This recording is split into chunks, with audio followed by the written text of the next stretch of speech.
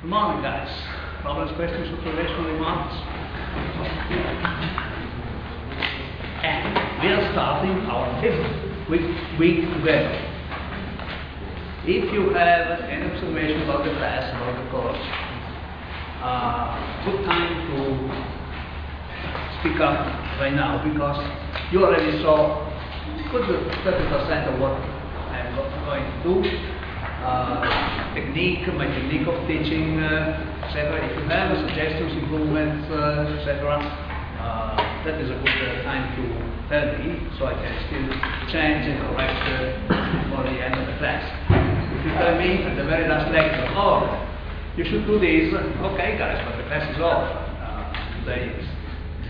You already know how I teach, you already know what the class looks like, and if you have suggestions, improvements, for improvement, you are very welcome. This afternoon, lab. We go to the lab, work with the boost converter. What should you avoid when handling a boost converter? Remove the load. Remove the load and keeping the duty cycle larger than 0. Why? Why? Diverters. Kaboom! Don't do it. Originally, this board had a protection for this event, because I was sure that many students would be able to forget to keep the load connected all the time. And in some cases, these protections worked, and when they work, they fail. You have to substitute the fixed one. Okay. What else? With this week, probably this morning, I finished the analysis of the basic topologies, and we will start probably already this Friday with the small signal model, dynamic model for our converter. That will be an important subject. But before reaching that point, I still need to finish a few details about the different topologies and to have an overview of all topologies. Last time we was talking about buck+boost converter. Maybe something like that.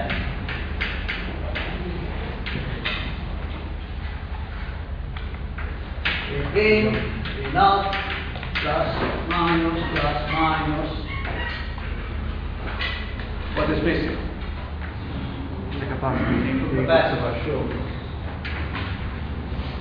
And we derive the voltage gain, not overlaying, for the both CCM and DCM. In DCM we got something like this: negative 18 times D times the square root of R over 2 times switching frequency times F. And I asked you to find out what is the output resistance, dV0 by dI0, for a buck+boost converter in DCM. Did you find out a reasonable result? Yeah. No. Then dV0 by dI0 equals minus d squared, d in a square, d square, x square over 2 times which is frequency, and input current square. Input. Output. Okay. Do you like it?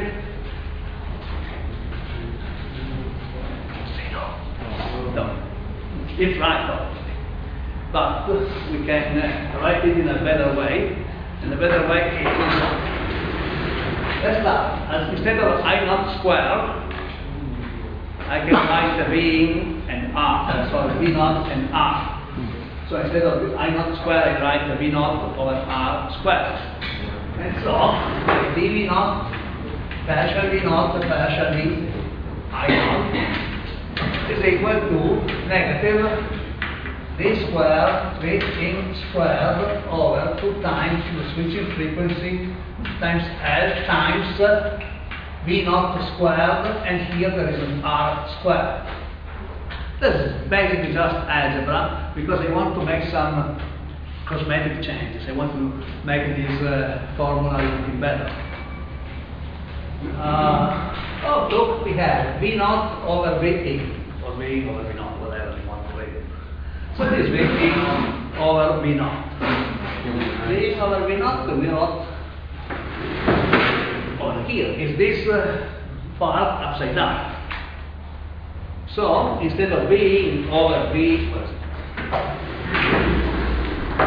V over V0, I write the same expression over there, squared and reciprocal, upside down. So equals negative D squared, V in squared, R squared over 2 times the switching frequency L times is the expression we had for the static DC to DC conversion ratio M upside down.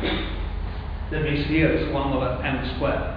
And 1 over M squared is M squared, D squared times R divided by, and is multiplied because it goes upstairs, 2 times the switching frequency L, and this ring is not there anymore because this ring or V0 is my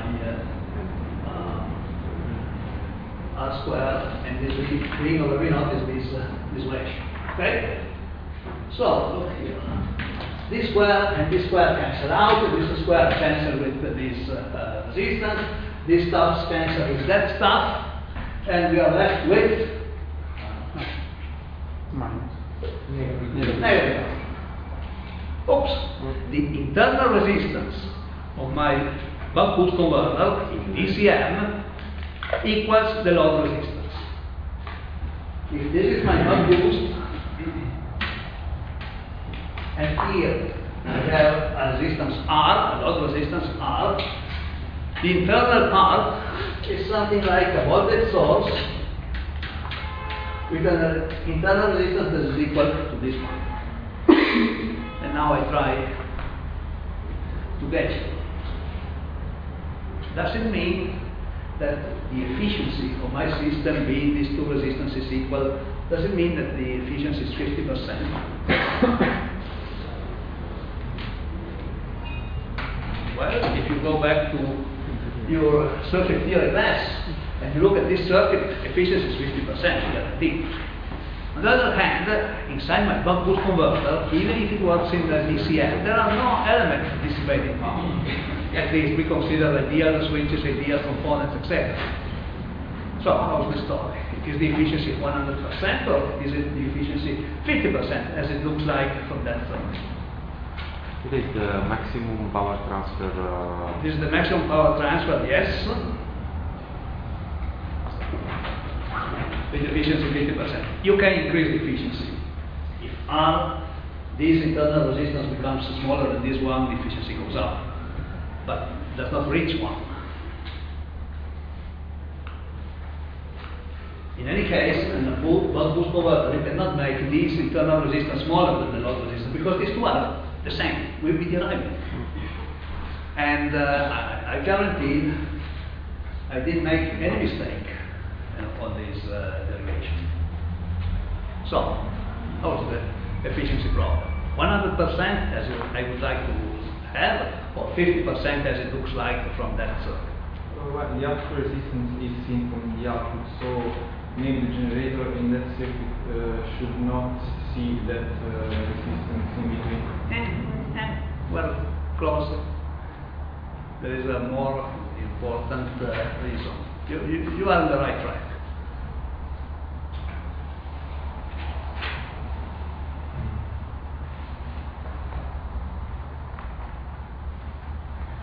Okay, don't get fooled by this. I try to school you up during the exam, asking you questions like this. Reason is that this resistance is not a resistor. This is a differential resistance. It comes out from a derivative. I differentiate V0 with respect to I0. This is a differential resistance. It's not a linear resistance. If you have a linear resistance, you have something like IV or VI, sorry. VI, and here the differential resistance and the actual resistance, power resistance, are the same, but this is non-linear. You can have something like this is just an example, it's not this case. You can have something like this, and if you look at the slope, at this point is different from the slope from the origin to the same point. If total resistance is one thing, the differential resistance is another thing. This is just a differential. Efficiency is one, the differential resistance is whatever it is from the calculation. We will find this result again in a couple of weeks for the model, for the small signal model. This is a small signal resistance, it's nothing to do with the power dissipation. Okay, so far so good. Let's see something else about the buck-boost converter DCM. Oh, schematics over here, so I can use it.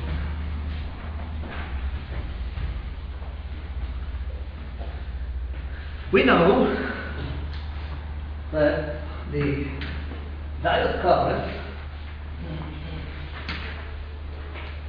ID is something like this.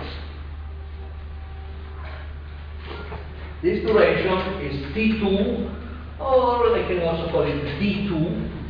It depends if I give it in microseconds or as a fraction of the switching period. And you know that the average of D2 of this current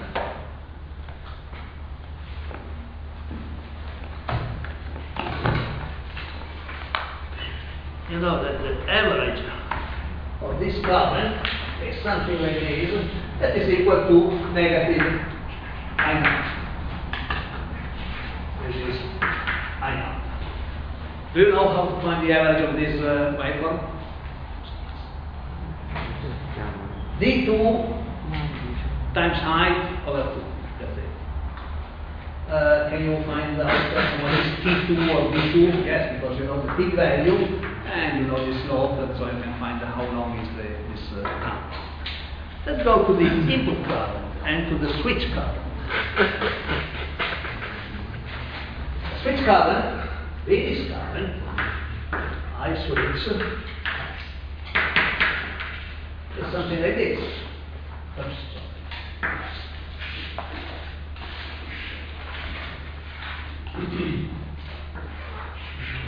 Some idle time.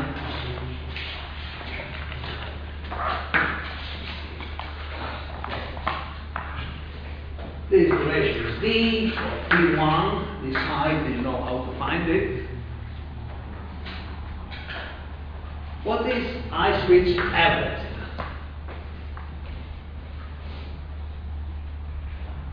I switch average is the DC component, is the DC current coming in from the original, from the primary power source. Could be a battery, could be the mains, could be anything you want. How much is the value of I switch average?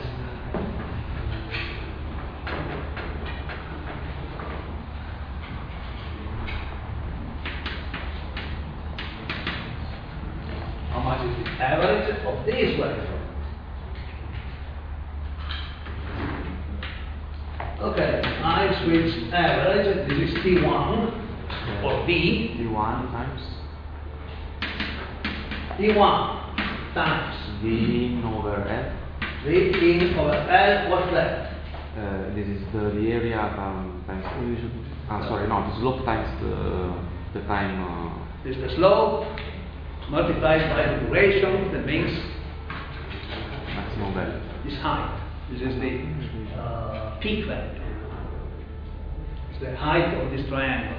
And then what So happens? times T1 over 2. Times T1 over 2.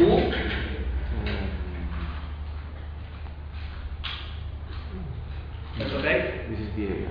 This is the area. What else? Over the entire time. Times 1 over this switch. This is The entire. the average. Okay. Or you can write it a little bit better. Something like T1 over this switch is the T1 or T switch is, do you see this T switch over here? No, but I can put here T switch times switching frequency, and so I get something V in times V squared over 2 times the switching frequency times F. And something that I ask during class, during the oral exam sometimes. Or instead of a buck-boost converter, it could be a boost converter or a buck converter or whatever. Okay. I'm not telling you why I am asking this. Let's see if you will discover during the oral exam.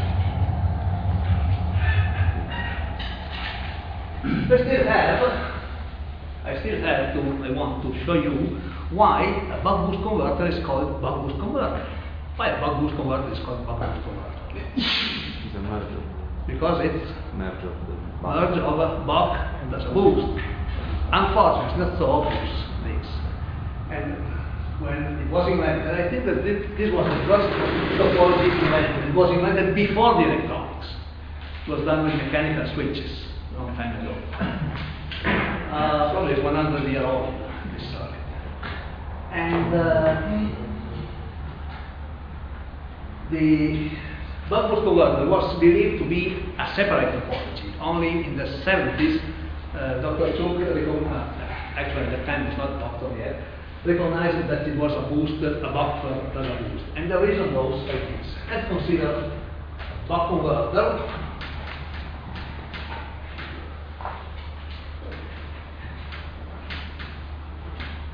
This is a buck, followed by a boost converter.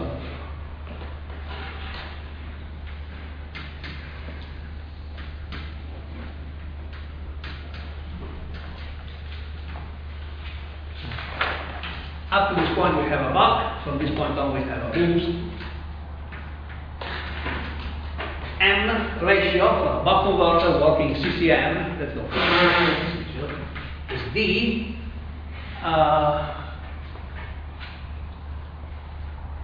The M factor for a buck-boost converter is 1 over 1 minus D. And let's consider to drive, just for simplicity and because I need it, let's drive these two switches at the same time. We close them at the same time, we open them at the same time.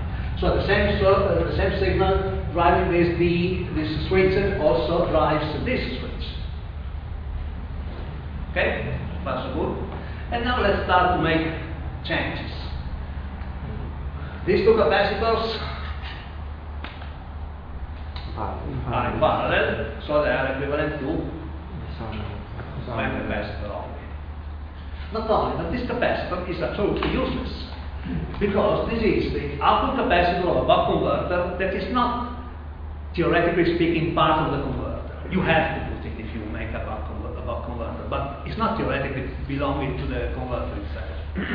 And the same capacitor, if you say it as an input capacitor for the boost converter, is useless as well, because the input capacitor is just for EMI purposes, not there because it needs it. So these two capacitors that we merge into one capacitor can be just removed because it's not important. And now we have two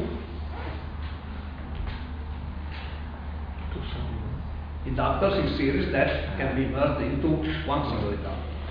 Can you repeat why the two capacitors can be removed? Because the output capacitor of buck converter is not functional to the buck converter itself. It's just there to have a higher order filter. But if we are available to buy a large inductor, we can just avoid the output capacitor in a buck converter. It's not theoretically important. In a boost converter, you cannot remove the output capacitor, because if you remove the output capacitor in a boost converter, your voltage will be just per second. But in a buck converter, this capacitor is just a help to use make us able to use a lower inductance, because the filter is a second order filter. But if you use a large enough inductor, you can just get rid of this output capacitor. Did I answer? Yes. I remember I said something like the output capacitor theoretical guys don't like to consider as a part of the buck converter. I told you bullshit. Well, this is a case of theoretical stuff, so I can get rid of this capacitor. So,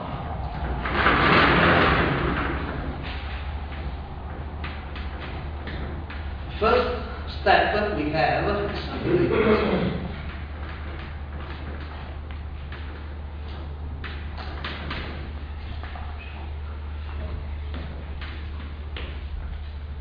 and this is a buck+boost, and the output input voltage and the output voltage have the same sign, because we have the cascade of a buck that is not changing the sign and a boost that is not changing the sign. This topology is used, is called non-inverting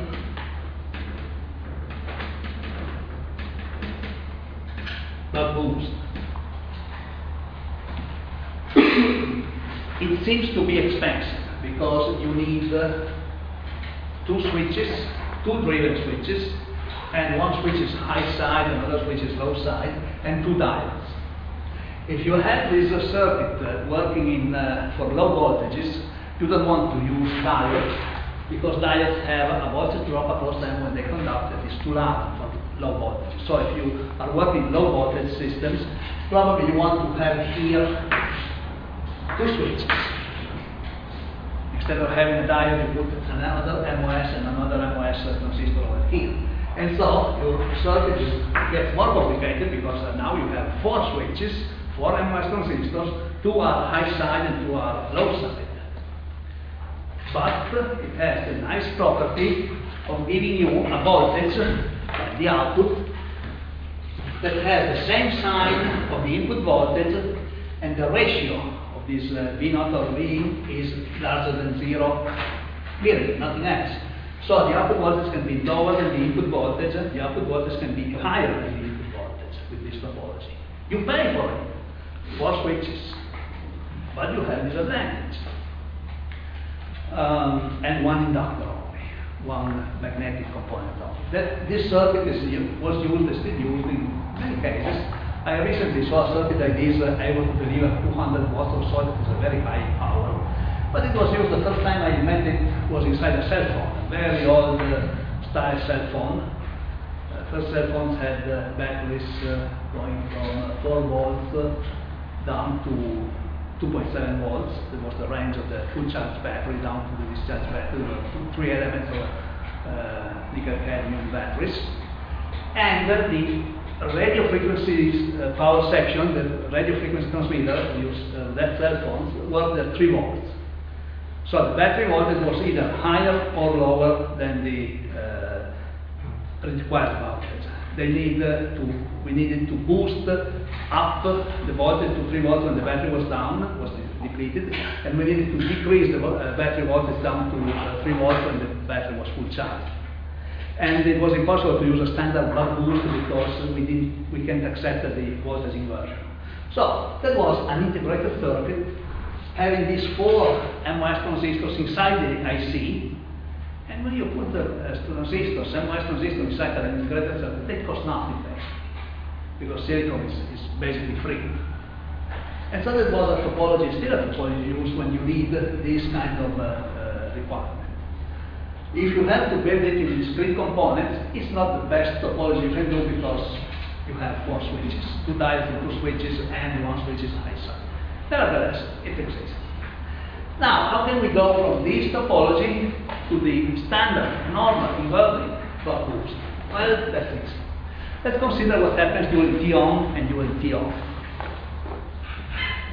During T on, this switch is closed, and this switch is closed. During T off, this diode is conducting and this diode is conducting. But, and consider that, observe that this is still an indirect converter, because during T on, input power goes to the inductor and nothing is connected to the output. During T off, the input power is isolated, the switch is open, and the energy that was stored inside the inductor is moved, is transferred to the output side. So it's still an indirect converter. Now look at this. You have inductor during T on is connected to the input, inductor during the output is during the T off, I understand. Inductor during T on is connected to the input, inductor during T off is connected to the output. Okay.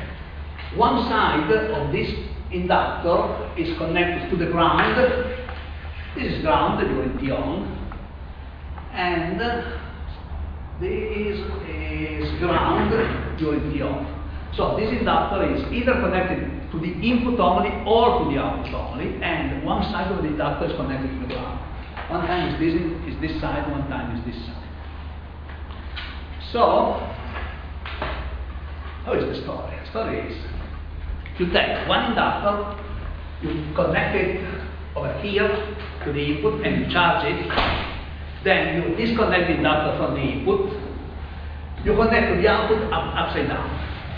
Upside down because you have the other end of the inductor connected to the ground. You charge this to the input, upside down, connect to the output. Go back, connect to the input, come back, go to the output. And you get what we found already. But the fact of swapping the end of the inductor connected to the ground is not important because you charge the inductor, and when you discharge it, instead of flipping it upside down, you could leave it the same position. You charge it like this, and you discharge it without flipping it over. The idea is still the same. You charge it and you discharge it. You charge it over here, and you discharge it like this in a non-inverting buck+boost converter. You charge it over here, and you discharge it without flipping it over.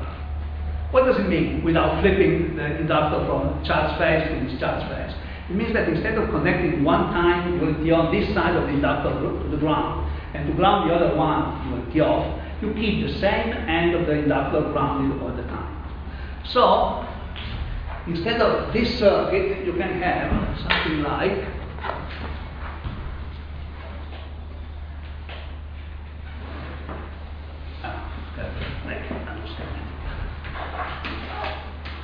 inductor that is charged over here with one side, one end grounded, and then the same inductor is disconnected from here, is connected to the other side to discharge. What do we get with this schematics? This is the standard buck+boost converter that we saw. What is the difference between this one and this one?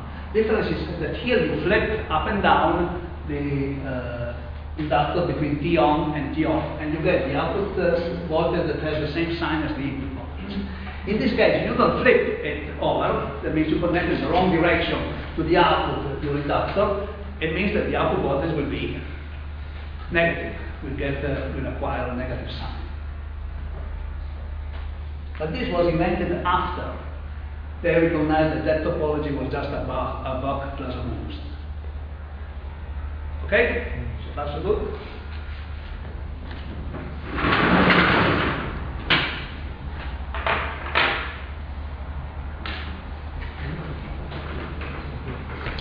And what about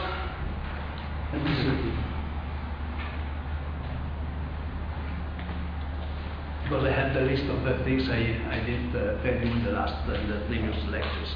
What about the boost buck? Let's do the same thing with a boost plus a buck. That is, what's the name of this? Choke converter.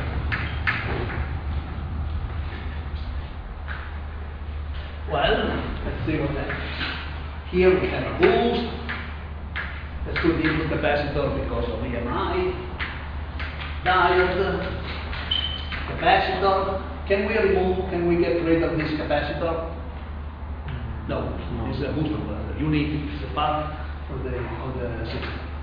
And then we put a buck over here.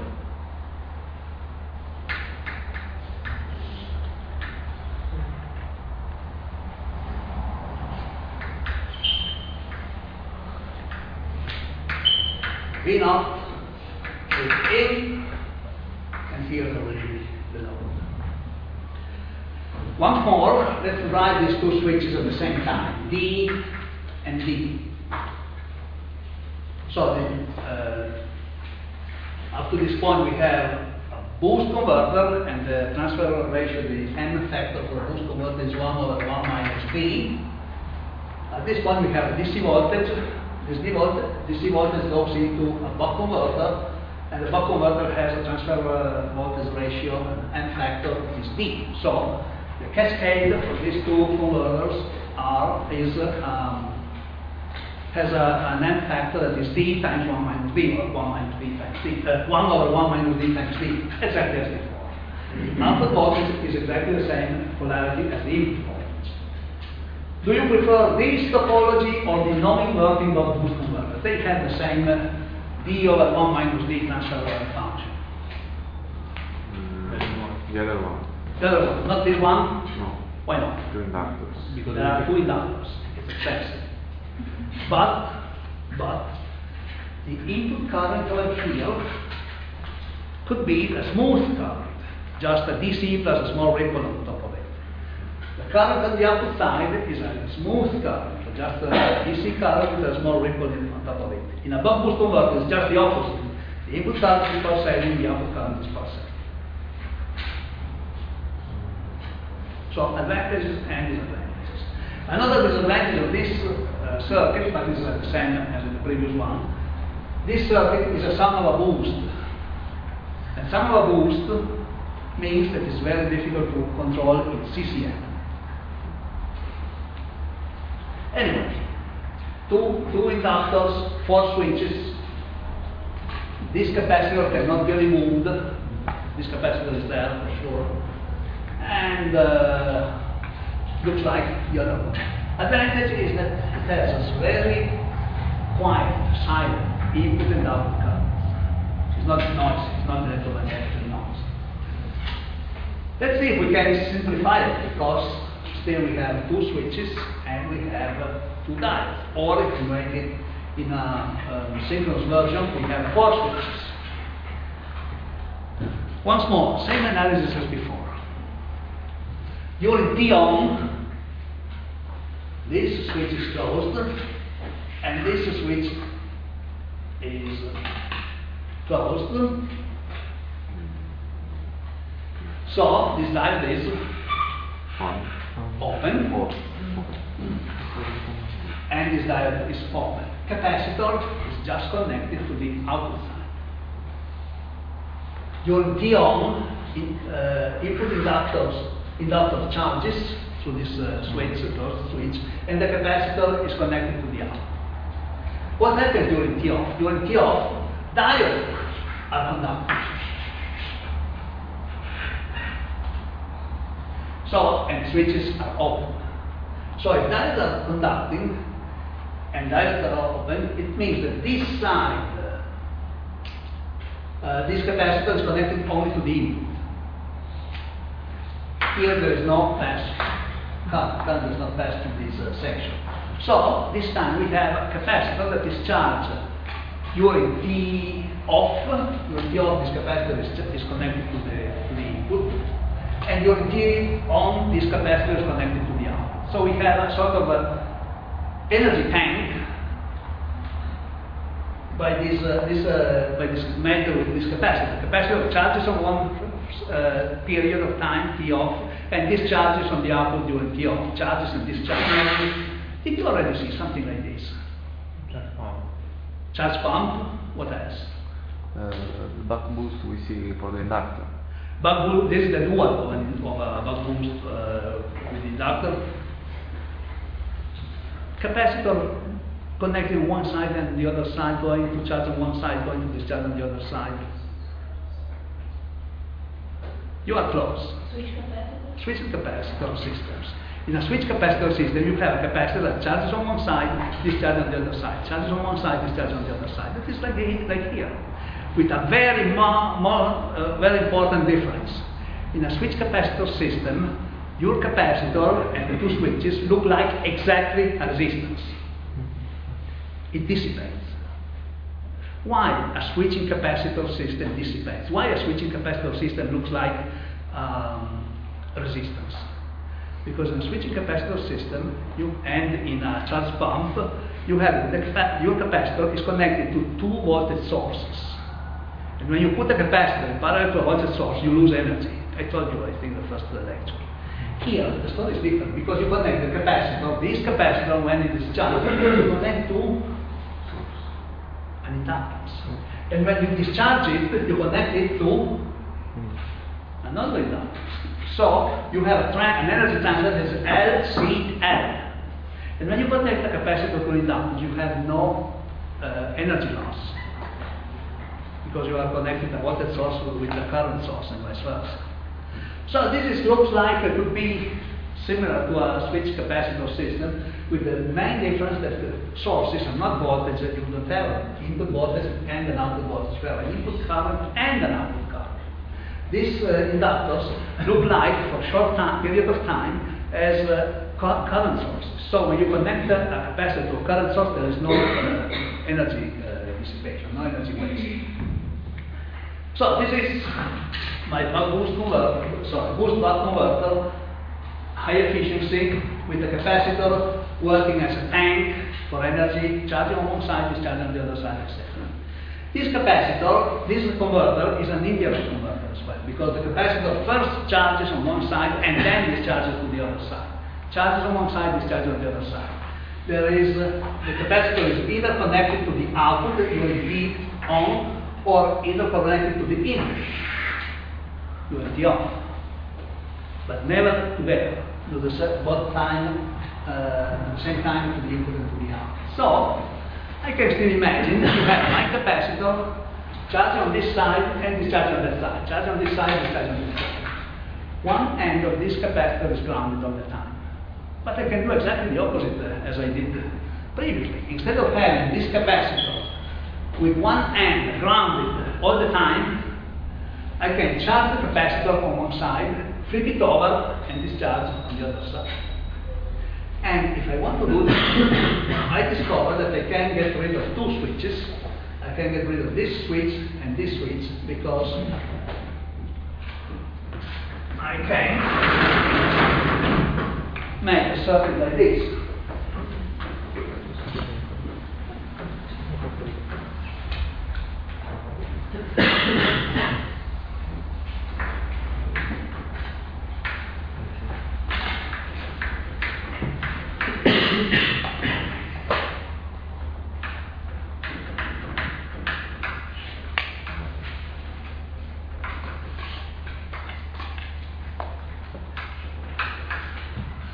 Let's see if my capacitor is still working in this kind of indirect conversion. During T on, this side is connected to the ground, and the capacitor is discharging to the output. During T off, what happens? It happens that this switch opens, diode will start to conduct, and so during T off, this side is connected to the ground, and this side is connected to the input via the inductance, so it's recharging the energy that it lost in the previous half cycle. So my capacitor is still in indirect conversion system, and one side is ground. It's not the same side. It's just as before. Before we had the inductor flipping over every time, and we said, why to flip it over? We just keep one side ground.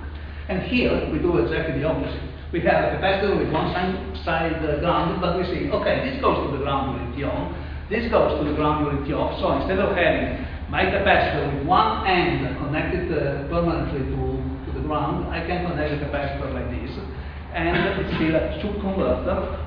What changes between the original, the previous two converter to this two converter? In this case, I flip the capacitor every time when I go from charging to discharging phase, and if I flip it over, it means that the output voltage changes sign. So I have here that the output voltage V0 over V in is equal to negative D over 1 minus D, exactly as in a buck-boost converter. Advantages: input and output currents are smooth if I work in DCM. Disadvantage, it's probably a moment ago, the capacitor. All this capacitor is extra. Polarized, cannot be polarized. This Like an capacitor, LED. no, it can be. It can be. Oh yeah, it can be an electric capacitor, I think. Yeah, because We have no inversion of the polarity we have a polarity version. across the capacitor. Oh no, there is not. Because the voltage over here can only be negative. Ah, okay. The voltage over here can only be positive. Ah, okay. So there is no capacitor can be polarized. Mm. But the big disadvantage of this converter, two inductors. That means F. A disadvantage of this capacitor that is shared also by the buck-boost converter is that this converter is a sum of a boost, exactly as the buck-boost is a sum of a boost, and both are very difficult or impossible to control in CCM. You want good news about this converter, and then bad news again? Good news is that these two inductors can be wound on the same core. You can put them on the same magnetic core. It's difficult to do, but you can do it. And if you put these two windings on the same magnetic core, it means that you don't have two magnetic components anymore. You have only one magnetic component, one costly and heavy and one large component with two windings. That's okay. The bad news is that to make this stuff, to have a so-called integration magnetic, it's complicated.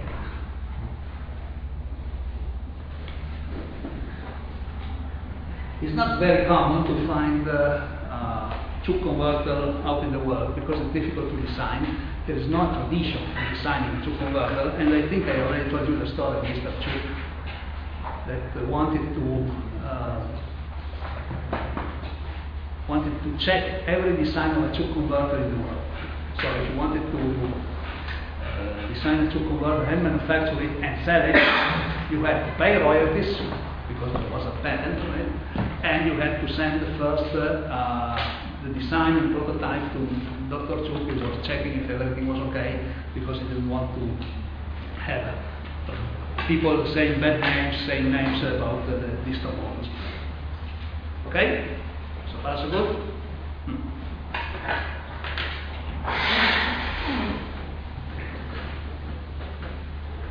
In my career, I only designed two converters. And one two converter was a two converter with two inductors, etc. Another two converter was to drive a DC motor. And the second inductor was not an inductor, was the inductance of the DC motor. It was application in the car.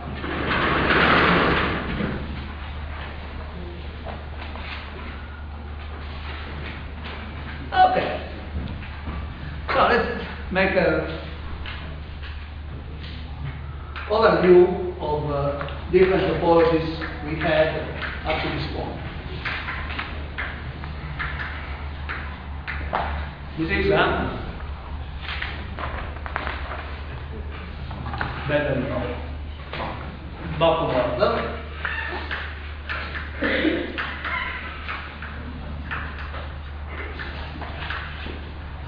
This is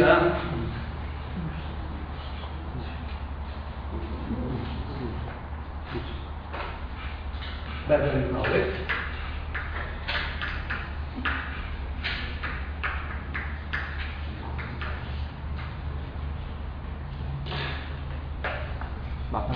Oh, okay. Please do your math.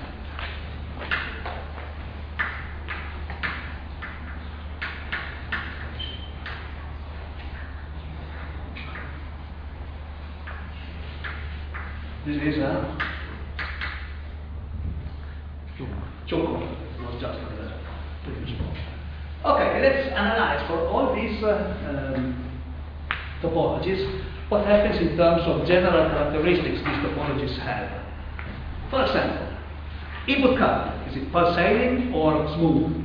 That means, is the input capacitor under heavy stress, or is the input capacitor working quite, having a good life, working quietly?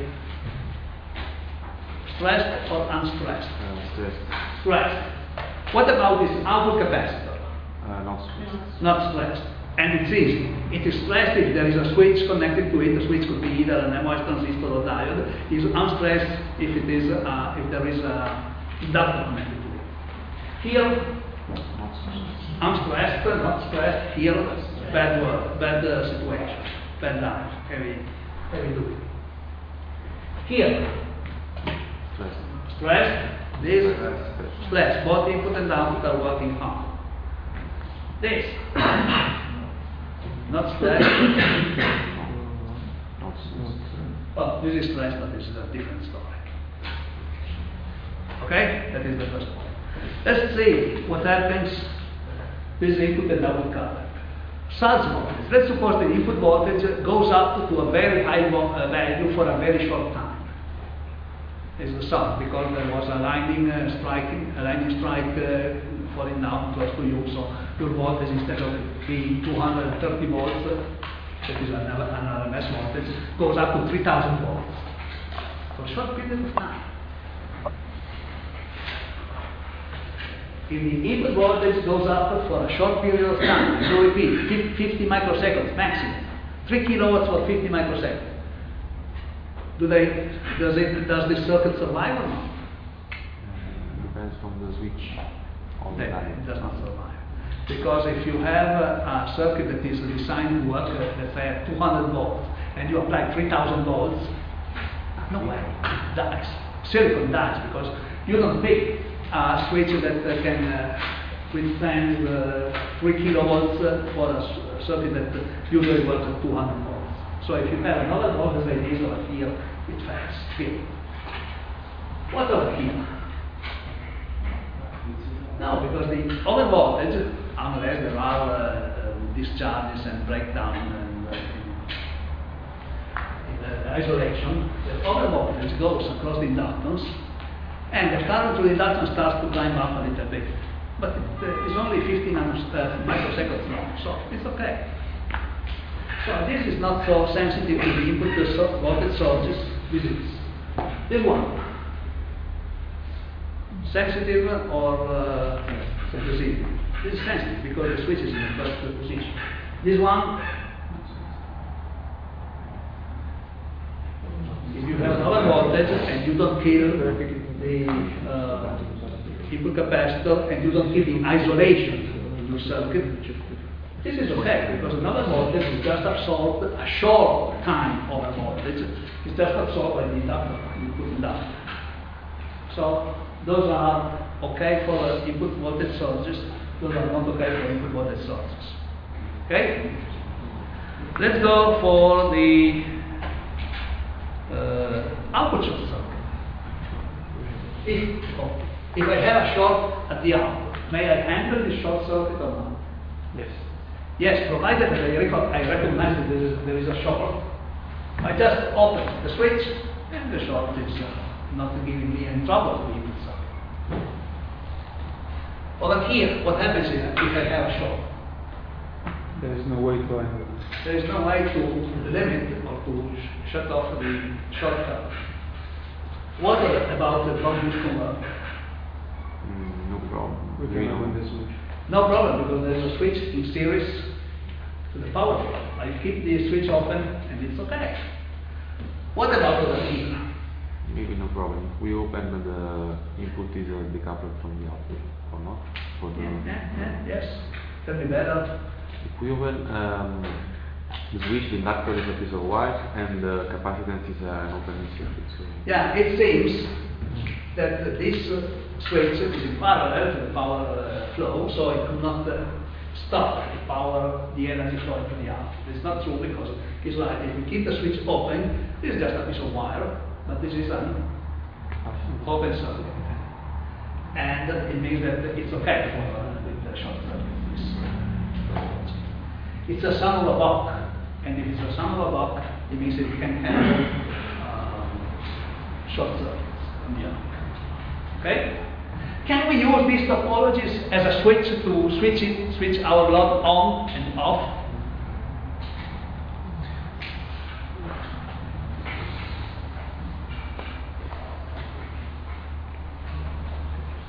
That's important. We want to supply a load, but we want also to control this load, turning it on and off. Can we switch the load off with this topology? Yes. Sure, keep the switch off. No power going on. Can we keep the switch off? Can we switch the load off with this topology? No. No, because at least the output voltage is equal to the input voltage.